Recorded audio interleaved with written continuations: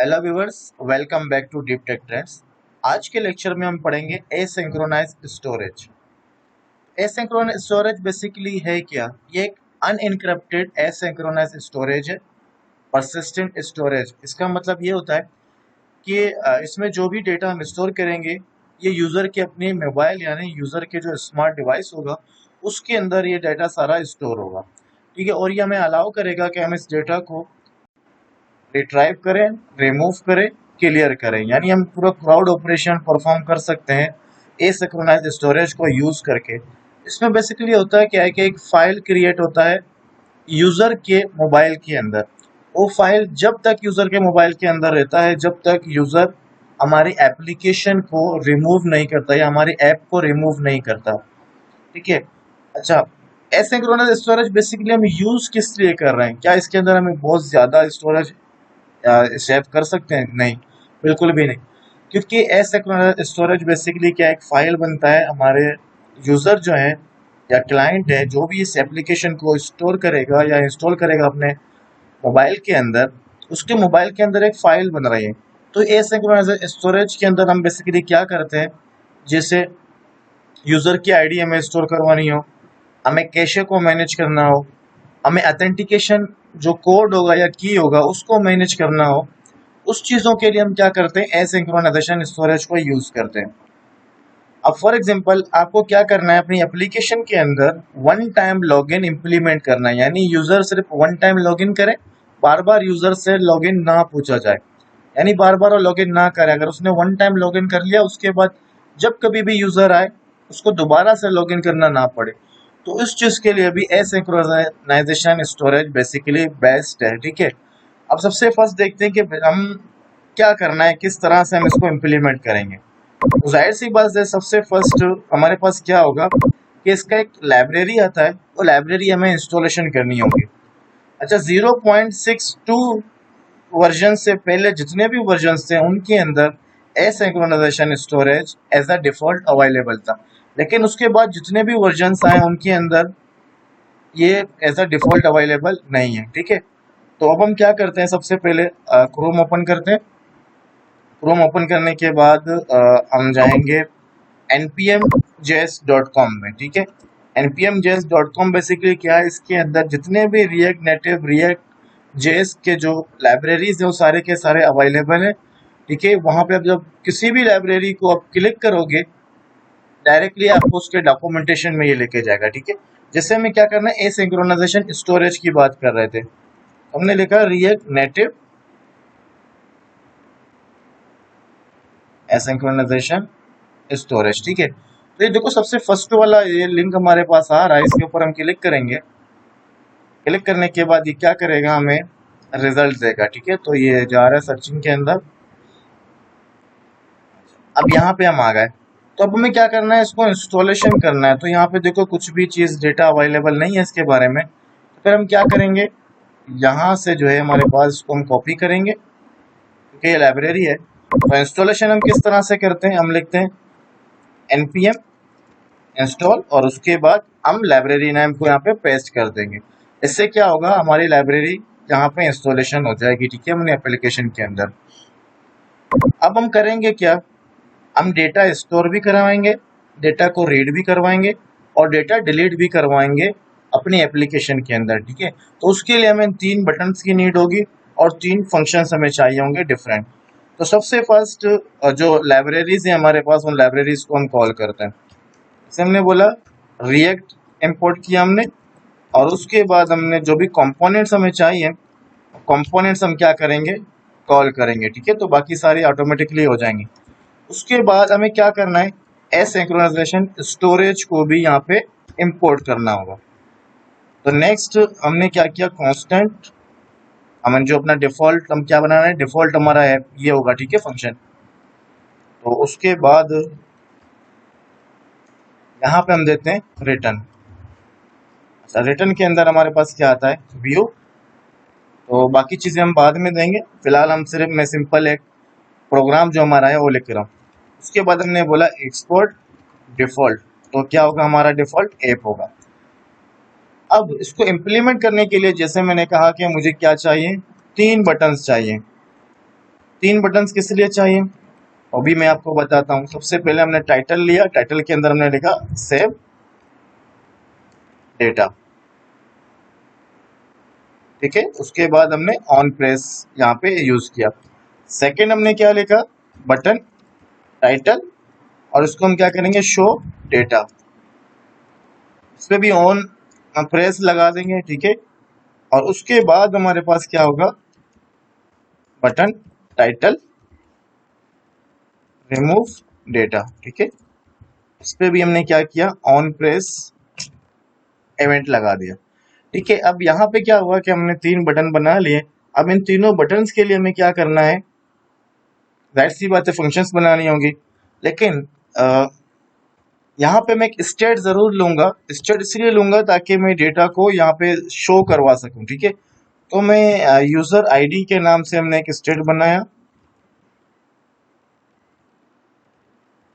ठीक है। और यहाँ पे हमने लिखा यूज स्टेट, और यहाँ पे 0, यानी हम इंटीजर इसके अंदर वैल्यू सेव करेंगे, ठीक है। अब नेक्स्ट हमें क्या करना है, हमें तीन फंक्शंस बनाने हैं तीनों बटन्स के लिए। तो हम क्या करेंगे, यहाँ पे हमने कांस्टेंट सेव डेटा, ठीक है। तो एरो फंक्शन हम बना रहे हैं। अब इसके बाद हम क्या करेंगे, हमें डेटा स्टोर करवाना है एसिंक्रोनाइजेशन स्टोरेज के अंदर। तो हमने क्या किया, ट्राई। अब यहाँ पे कैशे के अंदर हम क्या करेंगे, कैच के अंदर कंसोल डॉट लॉग, जो भी एरर आएगा हमें लॉग के अंदर शो करवा दो। अब यहाँ पे हमें क्या करना है, ट्राई के अंदर डेटा स्टोर करवाना है। तो यहाँ पे हम यूज करेंगे अवेट। अवेट हम क्यों यूज कर रहे हैं, क्योंकि ये एक लंबा प्रोसेस है, हो सकता है ज्यादा डेटा है हमारे पास, स्टोर कर रहे हैं उसमें टाइम लगे, तो इस वजह से हम क्या कर रहे हैं, यहाँ पे अवेट यूज कर रहे हैं। उसके बाद हमें क्या करना है, एसिंक्रोनस स्टोरेज, और उसके बाद हमारे पास फंक्शन आता है जिसको हम लोग बोलते हैं सेट आइटम। अब इसमें क्या होता है, की और वैल्यू के पेयर में बेसिकली डेटा स्टोर होता है। जैसे मैंने बोला यूजर आईडी, और इसको मैंने एक आईडी 100 आईडी मैंने इसको असाइन कर दिया, और यहाँ पे जो है ना स्ट्रिंग के अंदर ही डेटा स्टोर होगा, ठीक है। अब यहाँ पे देखो एक एरर आ रहा है अवेट के अंदर, तो इस एरर को रिमूव करने के लिए हमें क्या करना होगा, यहाँ पे एसिंक्रोनाइजेशन लगाना होगा, ठीक है। इससे क्या हुआ, रिमूव, मतलब हमारा जो एरर आ रहा था अवेट की जगह पे वो रिमूव हो गया। इसी तरह से हम क्या करेंगे, दो और फंक्शन बनाएंगे। एक हमारे पास क्या होगा, शो डेटा के नाम से होगा, डेटा जो भी होगा हमारा हम यहाँ पे शो करवाएंगे, ठीक है।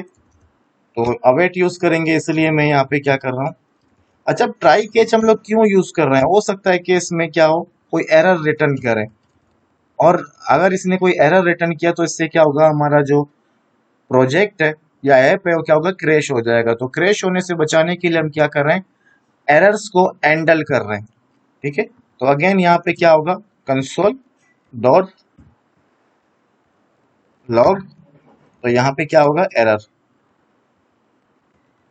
और ट्राई के अंदर हम क्या लिखेंगे, अब यहाँ पे हमें क्या करना है, डेटा को रीड करना है। तो यहाँ पे हम एक वेरिएबल लेंगे जिसको मैंने नाम दिया user ID is equal to, await आपको लाजमी लगाना है, एसिंक्रोनाइजेशन स्टोरेज डॉट, अब हमें क्या करना है, गेट करना है। तो हम क्या करेंगे, गेट आइटम। तो गेट आइटम के अंदर यहाँ पे हमें क्या पास करना है, की। जैसे हमने ऊपर क्या दिया, यूजर आईडी, तो यूजर आईडी की था 100 इसकी वैल्यू।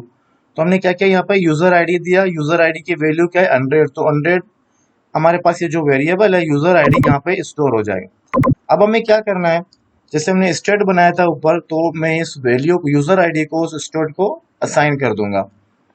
तो सेट यूजर आईडी, और उसके अंदर हम क्या करेंगे, सबसे पहले इस स्ट्रिंग से इसको कन्वर्ट करेंगे हम किसके अंदर, इंटीजर के अंदर, ठीक है। तो पार्सिंट बेसिकली कन्वर्जन के लिए यूज होता है, स्ट्रिंग टू इंटीजर, या किसी भी डेटा टाइप में हो उसको हम इंटीजर में कन्वर्ट करते हैं, ठीक है, पार्सिंट को यूज करके। तो यहाँ पे हम लिखेंगे यूजर आईडी, ये हमारा यहाँ एरर दे रहा है लेकिन ये एरर नहीं आएगा, ठीक है, वैसे ही एरर दे रहा है खुद ही। अब उसके बाद नेक्स्ट क्या होगा, हमारा लास्ट होगा डिलीट, रिमूव। तो हमने बोला constant remove data is equal to और उसके बाद हम क्या कर रहे हैं, यहाँ पे एरो फंक्शन बना रहे हैं। सेम काम करना है आपको, यहाँ पे एसिंक्रोनाइजेशन आपको यूज करना है। और उसके बाद यहाँ पे हम क्या कर रहे हैं, रिमूव कर रहे हैं, तो ट्राई कैच तो हमें लाजमी लगाना है। यहाँ पे हमने क्या किया, कंसोल डॉट लॉग, ठीक है, जो भी एरर आए हमें कंसोल में शो हो। यहाँ पे मैं रिमूव करने के लिए अब क्या करूंगा, अवेट एसिंक्रोनाइजेशन स्टोरेज, उसके बाद डॉट रिमूव आइटम, ठीक है। अब रिमूव आइटम की जगह पे अब यहाँ पे हमें क्या करना है, यूजर आईडी, यानी जो भी इसकी की होगी उस की को हम पास करेंगे तो रिमूव हो जाएगा। अच्छा, जब की पास कर रहे हैं उसके बाद मैं क्या करूंगा, अपने स्टेट जो मैंने वेरिएबल लिया है यूजर आईडी के नाम से ऊपर, उसकी वैल्यू को मैं यहाँ पे 0 कर दूंगा ताकि मेरा डेटा शो ना हो, ठीक है, शो 0 शो हो, वरना ये नन शो करेगा। सेट यूजर आईडी, अब यूजर आईडी के बाद अब यहाँ पे हम क्या कर रहे हैं, इसको 0 सेट कर रहे हैं, ठीक है। जब रिमूव होगा तो इसकी वैल्यू 0 हो जाएगी।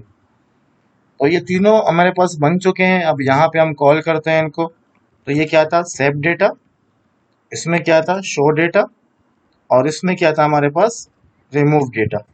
तीनों मैंने कॉल किए। अब इसको हम क्या करेंगे, रन करेंगे, ठीक है। हम स्टार्ट कर रहे हैं, और जब ये स्टार्ट होगा तो मैं दोबारा से आपको थोड़ा सा कोड समझा दूंगा कि बेसिकली इस कोड के अंदर हो क्या रहा है। तो सिंपल मोस्ट इजी है, लेकिन बहुत ज्यादा काम का है। अब देखो क्या किया हमने, कुछ भी नहीं किया। लाइब्रेरी हमने इंस्टॉलेशन की, उसके बाद हमने जो भी डिपेंडेंसीज थे या क्लासेस थी हमें यूज करनी है, हमने इंपोर्ट किए तीनों। उसके बाद हमने क्या किया, जो हमारा डिफॉल्ट फंक्शन था उसके अंदर स्टेट बनाया है यूजर आईडी के नाम से। तीन हमने क्या किए, फंक्शन बनाए, सेव डेटा, शो डेटा और रिमूव डेटा, ठीक है। और तीन बटन बना के हमने उनको कॉल करवा दिया। अब एक और चीज भी मैं करूंगा, जब मेरा रन हो जाए तो मुझे यहाँ पे डेटा शो भी करवाना है कि वाकई हमारे डेटा स्टोर हो रहा है, शो हो रहा है, रिमूव हो रहा है, ठीक है। ये चीज करने के लिए थोड़ा सा वेट करते हैं ताकि एप्लीकेशन रन हो जाए, उसके बाद मैं अप्लाई कर दूंगा। अच्छा, अब यहाँ देखो सेव के अंदर हमने क्या किया, एसिंक्रोनाइजेशन यूज करने के लिए सेट आइटम यूज किया। इसके अंदर जितना भी डेटा आपको चाहे देना है आप डेटा दे सकते हो, ठीक है। तो एक एरे भी पास कर सकते हो। उसके बाद शो डेटा के अंदर हमने क्या किया, जिस की वैल्यू चाहिए उस की का नाम लिखा, वैल्यू हमें यहाँ पे मिल जाएगी, ठीक है। और उसको हमने क्या किया, स्टेट को दे दिया।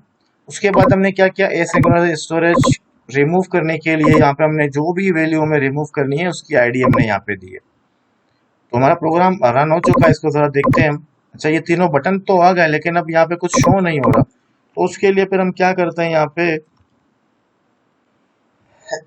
एक टेक्स्ट लेते हैं और यहाँ पे मैं लिखता हूँ user ID is equal to, यहाँ पे मैं क्या करूंगा, यूजर आईडी जो मेरा ऊपर मैंने स्टेट बनाया था मैंने यहाँ पे कॉल किया।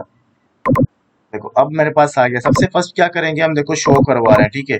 जब शो करवा रहे हैं डेटा तो क्या आ रहा है, नन, कोई भी वैल्यू नहीं है, ठीक है। जब रिमूव करवा रहे हैं तो रिमूव में क्या हो रहा है, ये 0 आ रहा है। जैसे मैंने बोला कि रिमूव करूंगा तो 0 आएगा। अब हमने वैल्यू क्या रखे थे, यहाँ पे देखें, वैल्यू हमने रखा था 100। तो जैसे ही मैं इसको सेव डेटा करता हूँ, डेटा सेव हुआ, डेटा सेव होने के बाद अब मैं क्या कर रहा हूँ, शो डेटा, ठीक है। जितनी दफा शो करोगे वो 100 ही रहेगा।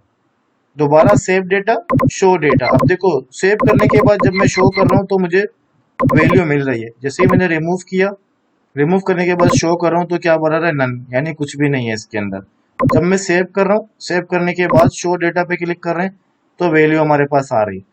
इसका मतलब हमने क्या सीखा कि अगर आपको लोकल स्टोरेज के अंदर कोई भी डेटा स्टोर करना है, रीड करना या रिमूव करना है, तो उसके लिए हम क्या यूज करते हैं, एसिंक्रोनाइज स्टोरेज यूज करते हैं।